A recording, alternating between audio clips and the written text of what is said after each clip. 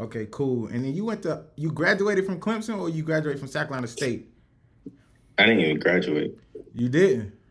No, I just did 4 years all together Okay. with 2 years at State and then 2 years at Clemson. And then I was offered a job my senior year at Clemson. And I just decided to go and do that. That's hard, man. I do gotta ask you a question because I was thinking I didn't know if you was like older than I was, but we both around the same age. When you was at Clemson, did you know a guy named Kyle? Kyle. White dude, Kyle Leslie, I think. Yes. That's so that, me and him, we went to the same high school together. So we played. He played basketball. He was like our white guy on the team that had the green light that could just light it up. So Oh, wow. I always follow. I always follow Cal.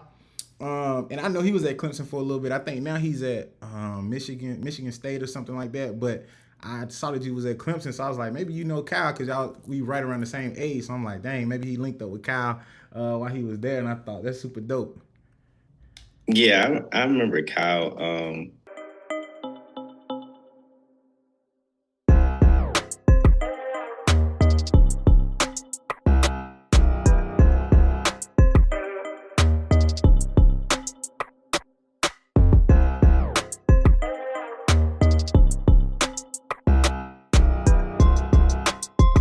Yo, what's up, everybody? It's your boy Armand Lindsay back again with another episode of Big Boss Talk, the podcast. Listen, I got a man, I was surprised, man. Like I said, met him this past weekend for New Year's. Didn't really meet him, but saw him.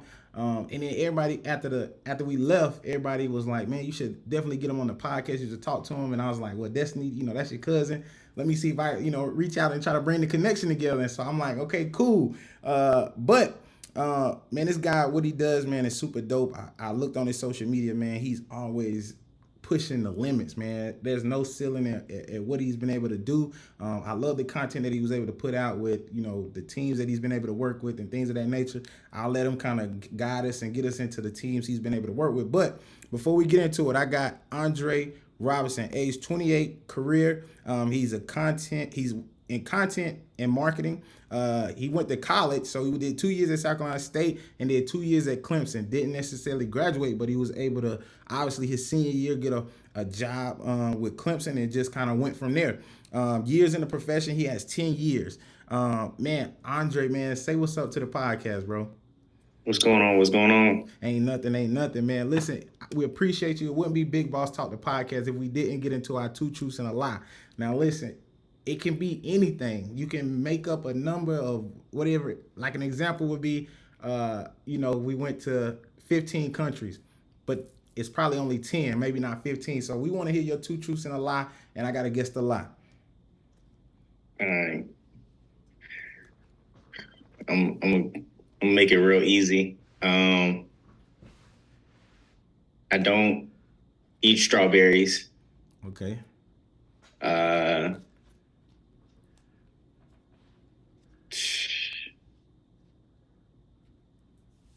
I like sushi. Okay. And I write my S's backwards. Okay. So you say you don't eat strawberries, right? Mm-hmm. You don't. You know what? I totally messed that up.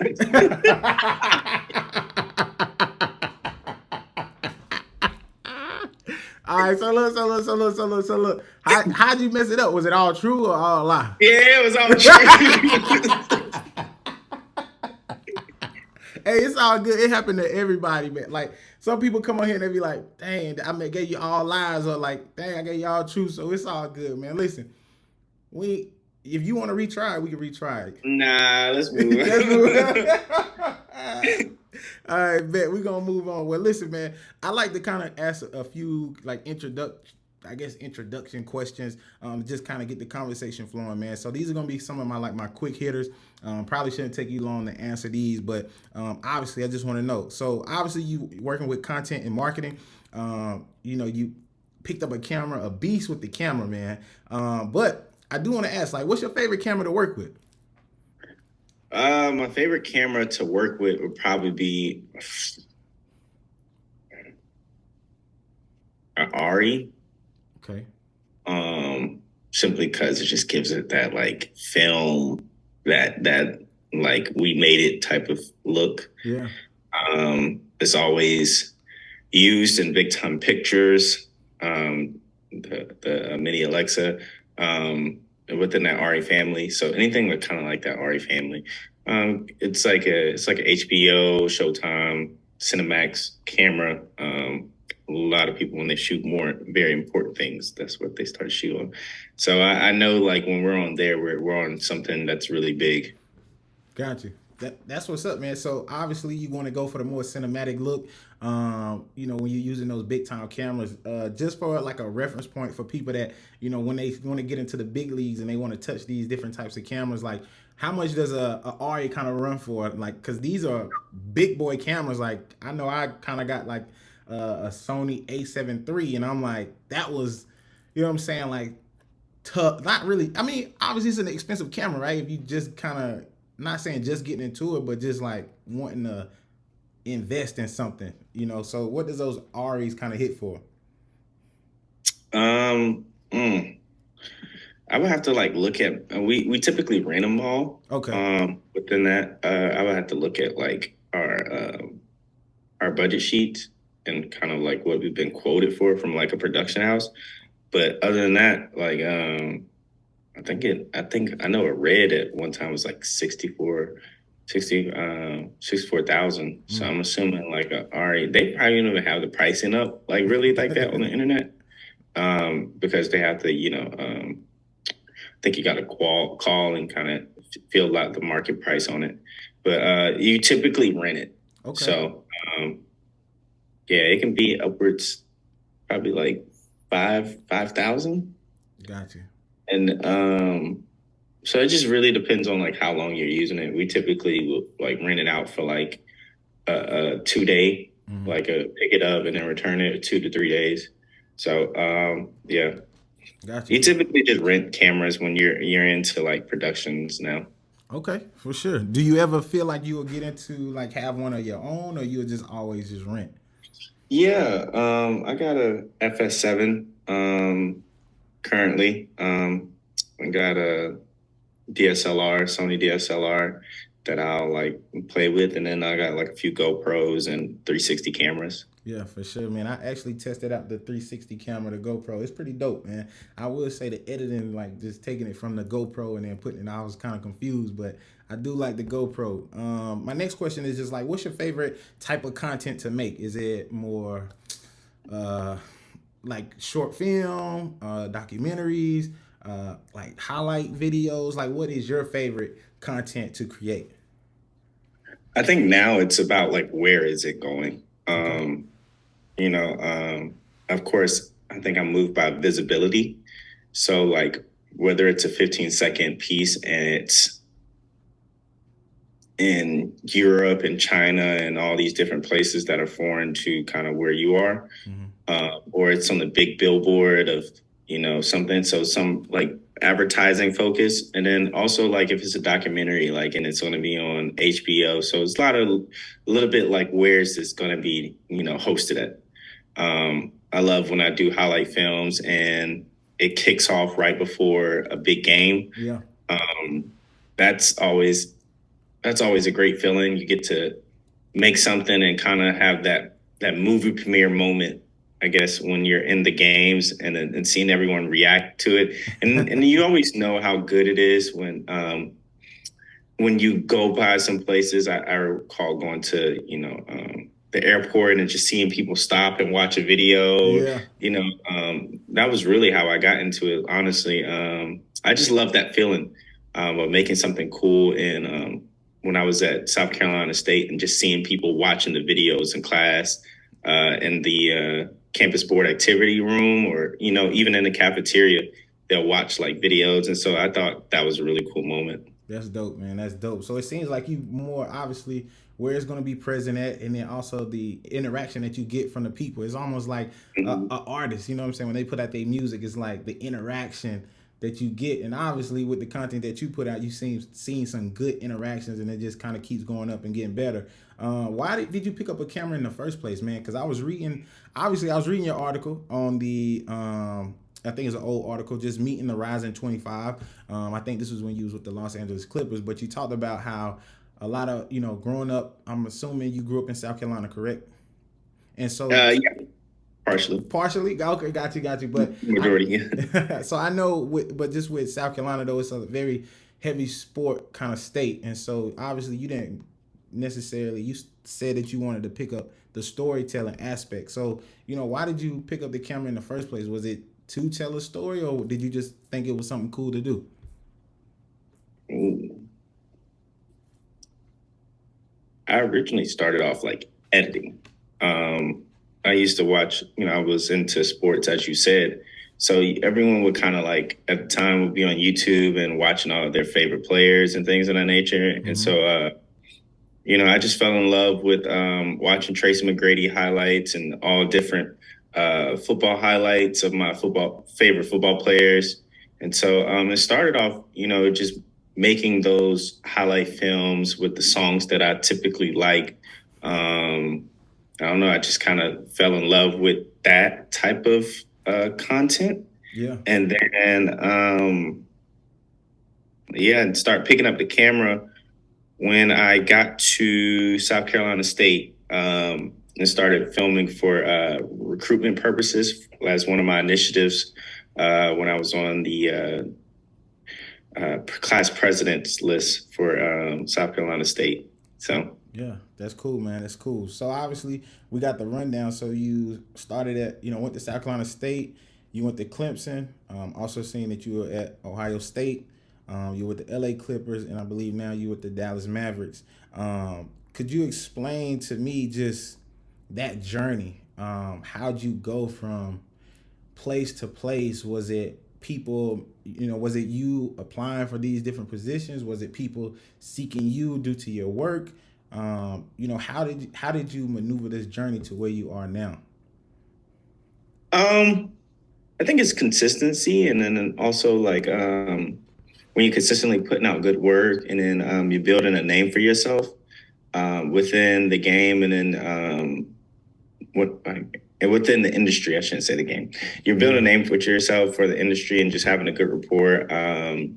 You're making great content. People recognize it. They want to know who made it, and so they kind of seek you out. Of course, you go through the process of the hiring process and things of that nature, but a lot of people have opportunities that come about, and then they reach out to you, see if you're interested in it. And then so you just make the best decision for yourself about betting on yourself a lot of situations. And then, and just build from there. So I guess you asked me to go through the timeline of how everything. So I was at Clemson, and I was working in the field on a community service project, and Raycom Sports, who was taking over for the ACC network at the time. Yep. They were out there, and they were asking me if how long I had left and would I be interested in fulfilling a position there that they needed to be filled. And I was like, all right, cool. So I went and did that while I was at Raycom for like 6 months doing ACC basketball, ACC football, TV work. Ohio State had an opportunity open up, and we're looking for what Clemson was doing in their social media field. Mm-hmm. And so went to Ohio State, and that really took off. Like, I guess that brand of Ohio State, that brand was such a humongous brand. Yeah, so that opened a door for like a lot of teams in a lot of different places that I never would have thought was possible. You got to keep in mind this industry is fairly new. I know it's taken off with TikTok and Instagram and Twitter and YouTube, but like a lot of people, what I do in our industry came from Vine. God, wow. Yeah, so the ability to make short form videos that are captivating and get the attention of people within 6 seconds really was the springboard to kind of what's going on in the space of where we were asked to create stories within 15 seconds or 6 seconds. That's I don't know crazy. if 15 seconds was remember with Instagram, but like you have to make a It 15-second started video. off, yeah. Yeah. And then it went to like a minute. And so then from a minute now it's, whatever, but now it's getting back to kind of just this vertical video aspect. And so I think it's just growing with the game, educating yourself, getting familiar with all these new apps, and then figuring out kind of where you want to nest yourself as far as where you want to go. And my dream was always to live in LA, and Gotcha. I take the opportunity to go work with the LA Clippers, and then some flights and bus rides and drives got me to Dallas, and I'm here with the Mavericks.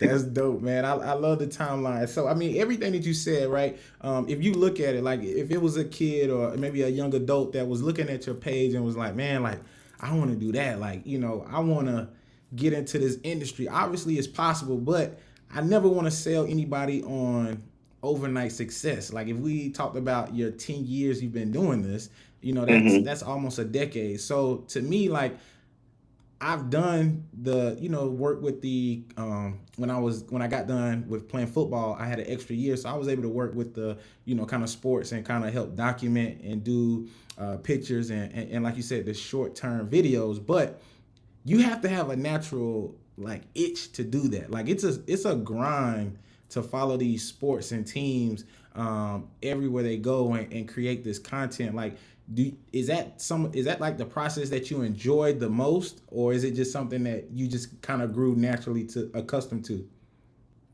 Well, I don't think. I think it's a natural state. It starts from starts very like everyone who's good at something.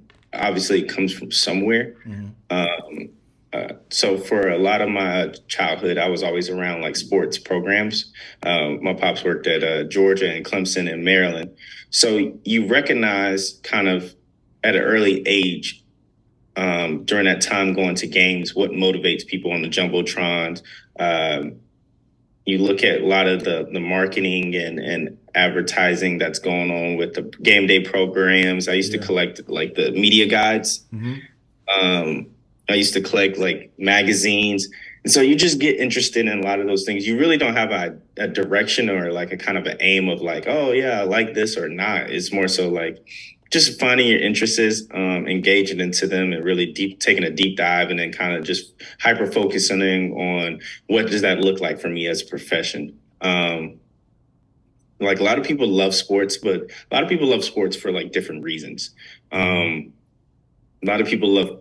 I identified, I like sports because I thought the aesthetic and the silhouette of a lot of the activities around it was really captivating to me. Mm-hmm. Um, for example, like I remember high school, I always worried about like what my face mask looked like, or what my like cleats look like, or my That'll be bands and static. everything like that. And and you recognize those things and then you ask yourself, well, what does that look like for me? Like I spend a lot of my time doing and looking at these things. So am I into sports fashion where I need to go work for like designing Nike or things of that Yeah, nature, yeah, or is it more so the photos of it? You know what I'm saying? Do yeah. I like, the way it makes the players look, or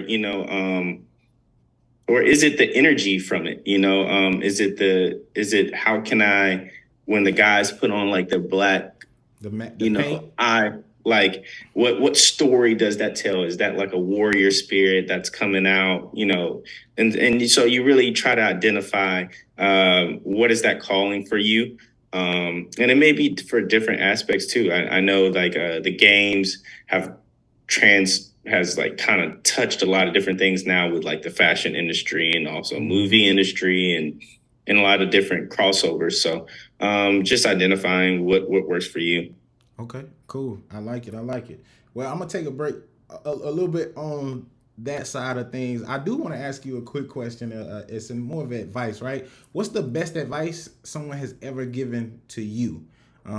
Because we do get a lot of kind of like kids that kind of view and they ask these questions, and I just want to kind of help guide someone that may relate to you, and so this piece of advice could help them, like it helped you. I think there's a few things. You are what you put on camera is probably one that comes up. It was in the Clemson video room, and I think I interpret that when you are what you put on camera is like whatever you want to be hired for, you have to kind of put that on camera.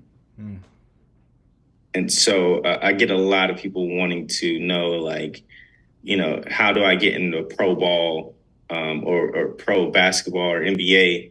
I would say you got to start at the collegiate level or a high. You can start at high school collegiate level, or just take the opportunity to apply for some media passes at your local games. So if it was in South Carolina, of course, you're probably not going to get on the Gamecocks field, but like there's Benedict, there's Newberry, there's, like just showing the ability to kind of shoot sports. It's kind of hard when you're shooting for like Kiki's nail and hair salon and then expecting to get, into the sports arena. Yeah. So I think you are what you put on camera. So I think that, and then doing the only one that comes up is doing if you do the common things in an uncommon way, you'll command the attention of the world. I got that from Coach Sweeney. Wow. At Clemson. So I think it's just doing the common things. That's typically go to the artistry of it.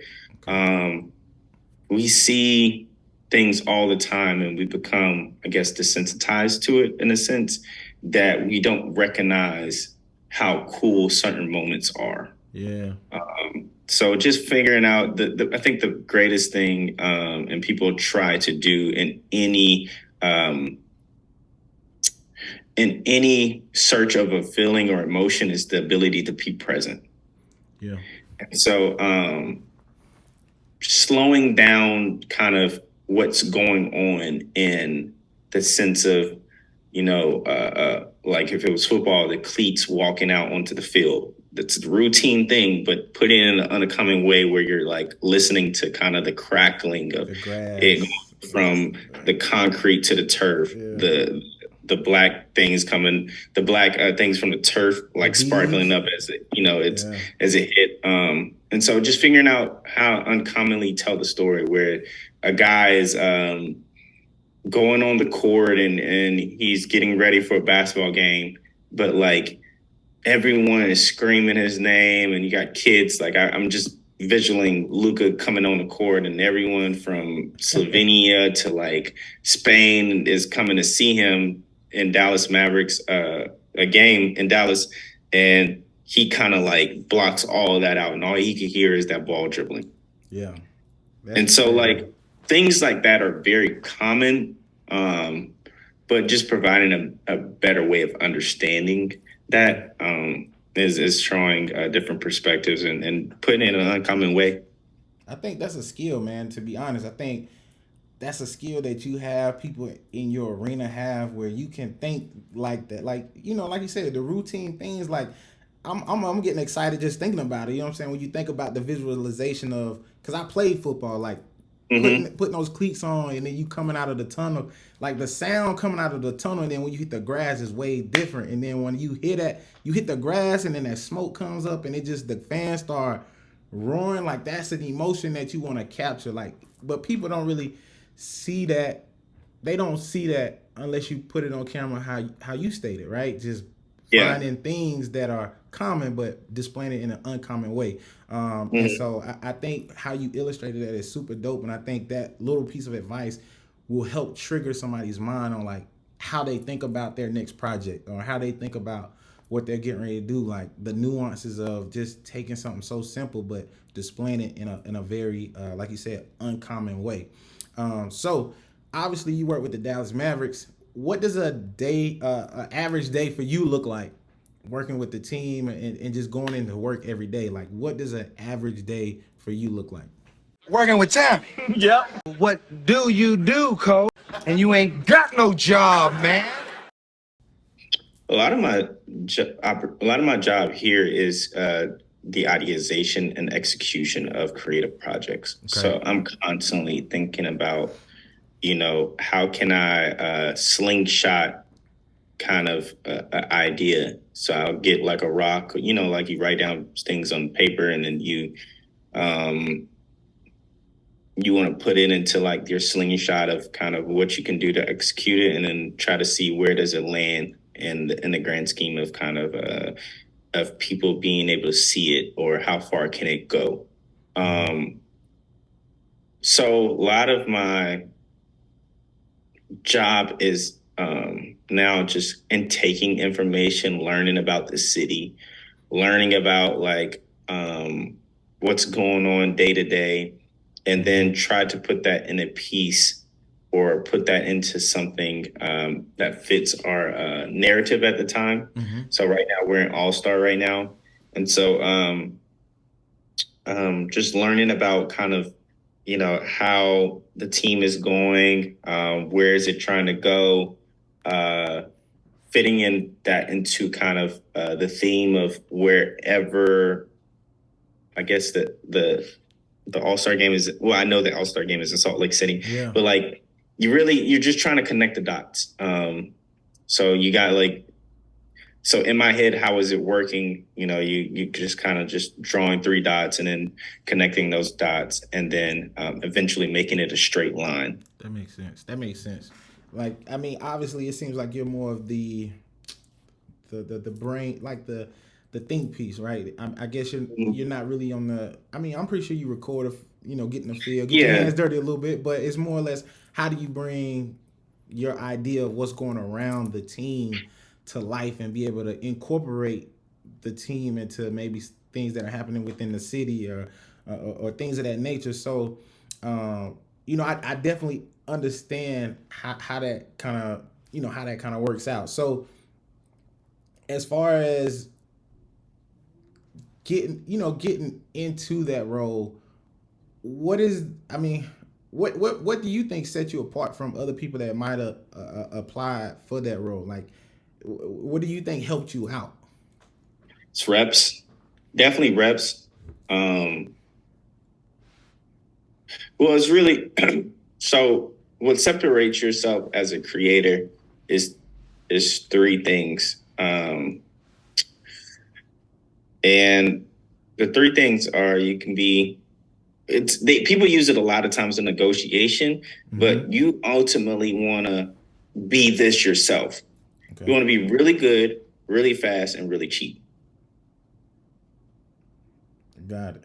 And if you could find out a way to be that for multiple clients or teams, then you're going to win each and every time.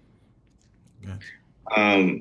A lot of people use that in negotiation when they're like, hey, well, you only can pick two out of the three. Yeah. You can either be really fast and really cheap, or really good and take a little bit of time. But you could do the math on how many possibilities that is. But as a creator yourself, you want to be the people's dreams and fantasy. You want to have them to be like, man, that was a no-brainer decision. You don't want to undersell yourself, because you want to believe in what you do, and you want to provide reps, but you want to be able to have a catalog enough to kind of have the cachet to name your price. And so, just constantly doing it and proving yourself each and over. I think when I was probably a kid a little bit, I thought, oh, this one video I'm gonna put, like they say in Instagram, this one video I'm gonna put the hood on. This was the one song, I put the hood on. The hood gonna be behind me on this one. Yeah. Yeah, I mean, I think you can have that mentality each and every time, but there's no such thing as that one video and you're wanting done. Like, you got to constantly it's about, doing it again. It's doing it again. It's about being consistent, and also, really trying never to miss, really trying to like kind of, be a home run king, Yeah. It's like just keep knocking them out of the park. seems like the same mentality as far like anything, any profession, really, like just hitting it out the park every time, doing your best every time, and obviously learning and tweaking from those mistakes or ideas where, oh, I could have did this or I could have added Mm-hmm. this, things of that nature. And so, when would you say for someone that is trying to get into this field, when they go into an interview process, is the biggest thing they look at is probably the portfolio? How is it? How important is it to get a portfolio up and running? Like, how soon should you have a portfolio of work, a body of work put together to be able to show someone? Well, the overrated thing, I think, is a reel. It's a little bit overrated, but if you have like a website or portfolio to kind of like display your work, I think that's the one that kind of recognizes, are you skillful enough? I don't want to use the word talented. I want to say skillful enough to be in this role. Got it. And skill is like built through reps and practice, and are you skillful enough to be in this role? Two, are you familiar with how things are operated? Being a freelancer and being in-house is totally different. Can you gauge the responsibility? Can you be able to collaborate and articulate yourself through emails and presentations? So I think, in a sense, it's really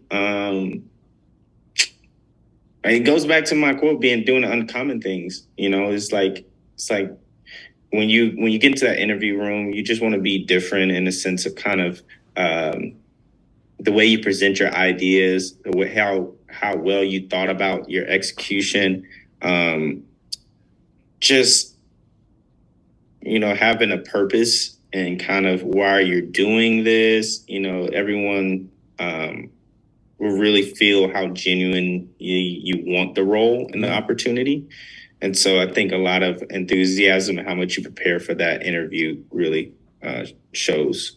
Okay, sounds good, man. So obviously we're gonna push the conversation a little bit forward. I don't want to take up too much of your time. I know I try to keep it within an hour. So I kind of one of the biggest questions is just what has been your biggest lesson? Like your biggest lesson along this journey. Obviously, you have a long way to go, but what was maybe one of the biggest lessons you learned, and how has that just propelled your decision making, propelled your life, propelled your relationships, however it affected your life? What was what was that effect once you went through that lesson?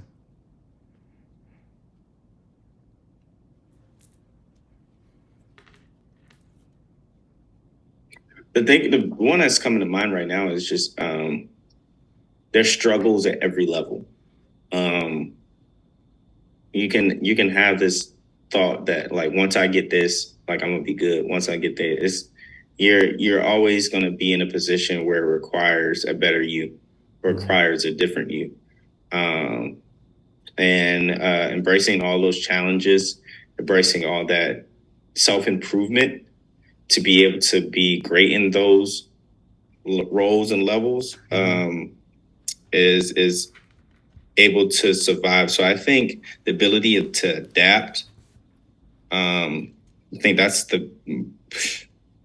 that word adapt is the biggest way to be successful. You got to be able to adapt quickly to wherever you're called to, know the situation of where you are within, I guess, where you are, your responsibility, knowing the situation and being able to, execute every time.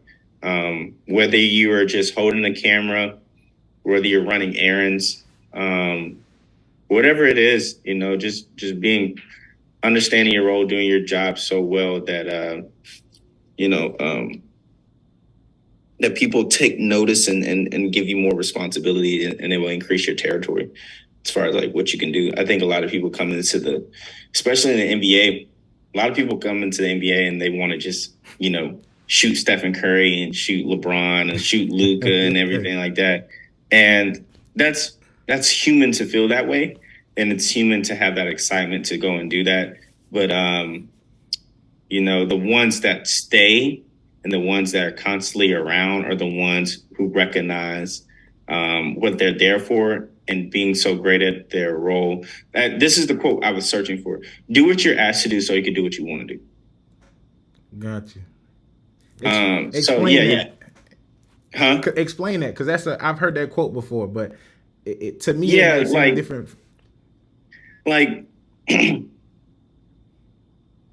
you'll see a lot of like people come in and in interns. They've never been around such a public figure or so, and they get camera happy, or they'll make something really cool and then they'll post it before the team posts it. And I think that's just it's natural to feel that happiness and that eagerness to kind of post your work or show people like where you are. But when you realize that you're there to and you have an assignment and you are mastering and you have entitlement over kind of what your role is to fulfill that job, you're going to stay around a little bit longer, where it's like, okay, like seeing Luka and seeing Bron is very natural for me. Right. But when it's like, when you come in immediately thinking like, I'm never going to have this opportunity again, you're already canceling yourself out and you're going to do something that probably won't seize a long-term opportunity. It'll be very short-term. Yeah. It's crazy. Yeah. That's crazy that you said that. I didn't mean to cut you off. I just look at it like, when it's a cliche thing that they always say, just act like you've been there before. And I think you got to come in, act like you've been there before, but then also come in to these different roles like with a service attitude, right? I never worked with, high altitude, athletes or anything like that, but I do understand how, like, I'm a super LeBron fan, so I know like the jitters that I could possibly have, or the things that I would probably want to do or want to say. I can't do that to jeopardize my opportunity, because I want to continue to keep doing the things that I thought I would never be able to do. So I think for me, like, because the service part, and I think that's what you were hitting on as far as like being a service to that role, or service to your position, and then it kind of opens and leads you up to different relationships and opportunities, maybe with the guys. Yeah, because the guys, they see. I mean, everyone sees millions of people every day, and you go down the street, you may meet people, and obviously that feeling of that's Bron. Like, I want him to notice me. I want him to like say what's up to me. What up, Bron? You know what I'm saying? I feel like the more and more you're around, the more and more they will notice you. Gotcha. And so your mentality is, how can I be around more? And that mentality, it comes through service. It's like, what can I add to this and be really good at what I do that I'm brought back again? So it may be little things that's like, my job is just to run cards, right? Mm-hmm. So running cards mean that in a timeout or, on a football field, taking the card from the camera to the editor. Okay. And so if you have that mentality, like when I'm there and I'm just focused on getting that card and going back, nobody sees me fly on a wall. Nobody holds me up. Nobody brushes past me. That can really go a long way. There's little tricks and nuances to make that happen, but like, you do that so many times, people are going to be like, you know what? I like that guy, man. He was really good in the efficiency of what we were doing. Let's bring him back, man. We need him. Yeah. And then now it's become like, you're stuck around so long, you kind of got a full-time or part-time opportunity, and then that grows, and then now people are teaching you, how to do this and how to do that, and that grows, and then now you find yourself as like, hey, I'm part of the team of content or whatever it may be, and now you're around, and so then some magical day, you know, Bron may see you and be like, "Hey, man, you wanna?" So now you got now you got a Bron story. Yeah. Like you don't want a Bron story like, "Hey, Bron," it may be a cooler Bron story like, "Hey, man, what's something to good eat around here?" Yeah. That's dope. It's That's because dope. he's seen your face so many times that he noticed you or something like that. So it's yeah, it's the opportunity. You want to find out how you could be around a little bit more. That's dope, man. Thank you for that. Thank you for that answer. And just elaborating on that. One of those biggest life lessons. I think that will go a long way as a gym and just help so many people. Last two questions is, for one, how do you fulfill, your cup? Like, obviously you've been in the game for 10 years, but how do you get help? Like, I mean, obviously I know you get stuck or you may have issues, but how do you stay motivated? Who is impacting you or feeding into you in your journey, as you take this walk? I think that question has a lot of faces Okay. to it. You recognize how blessed you are when things become a little dull and a little like repetitive. Because it is repetitive. You got 82 games a year, especially in NBA. You got 82 games a year, 82 games. Like it keeps going, and now you're like year 5. You're like it keeps going. Like you're like the first year is exciting. First year is exciting. Second year is like All right. okay, like I'm getting a little bit more comfortable. Third year, you're like, fourth year, you're like, hey, I may be on my way out. Fifth year, you're like, it depends on what your story is. If you stepped out and you came back, but um, it gets a little much. But I think I take time to walk the concourse during games. Mm-hmm. Um, to kind of have this moment of realizing how blessed I am. Yeah. A lot of people paid tickets to get in this game, and I had the ability to be here for free and provide a service to them that they will be able to experience when they look up on the big screen. Um, or they're going to look at their phone and see my work on their phone. You just you take some time to kind of realize what you're doing it for. uh, I think I take back to like it was moments where I knew I fell in love with it when I was able to show my grandmother, come home and turn on ESPN, and my feature was on ESPN. I got to watch that with my grandmother. You think about kind of people who've worked hard to be in this role. I had an intern that passed away, and he did everything possible to be really good in his role. And and he passed away doing his job.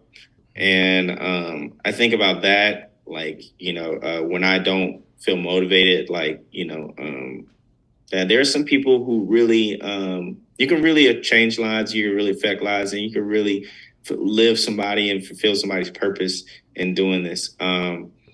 Whether you're directing movies, to whether you're directing commercials, whatever it may be, all that energy of kind of doing your best and being happy with doing your best is all the same.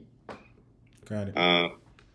You know, that feeling of rushing for 2,000 yards a season to me is like, you know, still that feeling to create like 5 different pieces that I know people are going to enjoy. It's like because in both of those things, the results match me doing my best. Yeah. And that's all you can ask for is doing your best, looking in the mirror and emptying the tank on like your creative ability. You'll never run out of creative juice. The more you use it, the more you have it. It is, it's more stuff to do that, but yeah, I mean, I think that wraps it up as far as like my intro on that. Cool, man. Well, this is it. So, where do you see yourself in 5 to 10 years, man? Like, what do you feel like you're, where do you see yourself? What is your big goals or aspirations? Mm. I'm kind of, I gotta dream new goals. I gotta think of new things to do. Bigger executions. So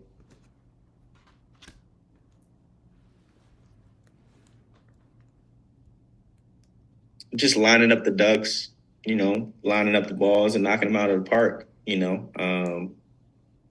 Can I win an Emmy? Can I have a piece that's can I direct a series or direct a documentary or direct a big time Super Bowl commercial? Those are some small things, and then seeing how that you putting that in the atmosphere, you manifest that and see what comes back to that. But anyway, 5 years, 10 years, you're always going to be working. He's going to be working. So, I mean, even if you hit the lottery one day, you're still going to have that, that want to kind of create more stuff, whether it's small things or big things. You're going to want to create. And so I think 5 to 10 years is it's a lot of videos. It's a lot of like celebrations.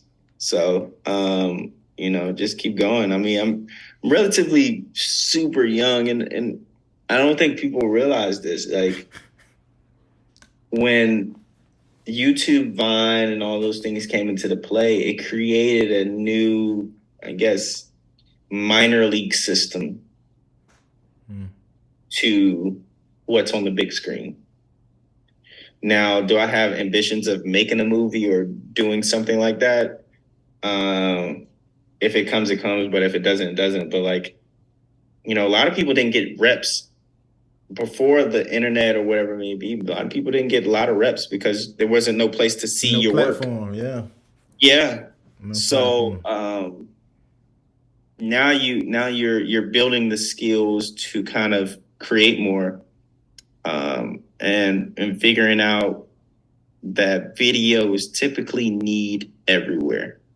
Everywhere needs marketing and everyone needs advertising. A lot of things are self-sufficient now, but you just want to be able to be undeniably good. You want to be uncommon. That's dope, man. Well, listen, I told you I was gonna get you out of here, man, within an hour, man. I appreciate your time. I hope you had fun, man. I know you dropped a lot of knowledge about what you do, how you got there. I think for me, what I picked up the most is just your way of thinking outside of the box. I think as a creator, as a creative, it's always cool to see how other people think, how other people view a piece of material. Because I'll be honest, man, the way you were talking, I'm like, I'm thinking too small. And so I think it's cool, and I think you're doing a great service, and it seems like you're following your passion at what you do. And I only want nothing but success. Hopefully, I can see some of your work. When I come to the game, I was just in Dallas not too long ago. Check out a little game, and so hopefully, I can see your work, man. And I just hope from 5 to 10 years. 5 to 10 years from now, you're doing everything that you lined up and hitting it out the park, man. And so thank you. The last thing is I have to ask for, this is how we keep the podcast going, is recommendations. If you have a recommendation, 2 recommendations of somebody that you think is like super dope, somebody that could fit the mold of the podcast, could definitely help the young generation kind of find their passion in their niche, and whatever it is that they want to do. It doesn't have to be in a creative space. It could be in any space, but I would love to get 2 recommendations. If you could just send me over like their IG, I can inbox them and just kind of go from there. Yeah, for sure. Shit. Oh, I shouldn't have cursed. It's all good. Yeah, I gotta think about It's cool, Yeah. man. Yeah, just take your time, man, and think about it. And then maybe I reach out at a later time and just see who you got lined up or who you might think I could talk to. Yeah. I got you. My camera was messing up, man. I know a little bit at the beginning it was too bright. I was adjusting the camera and stuff, so hopefully it looks all right. Nah, I mean, from my end, it looks everything's good. So I was just using OBS as far as like a screen recorder, and it picks up the 1080. I think it's 1080 or 4K. So it looks good on my end, and I can't wait to chop it up and edit it and have you look at it and just see what you think, man. I think it's gonna affect a lot of people, man. I appreciate you and thank you for your time. I'll let you go. All right, for sure. Appreciate it, though. All right, man. Have a good one.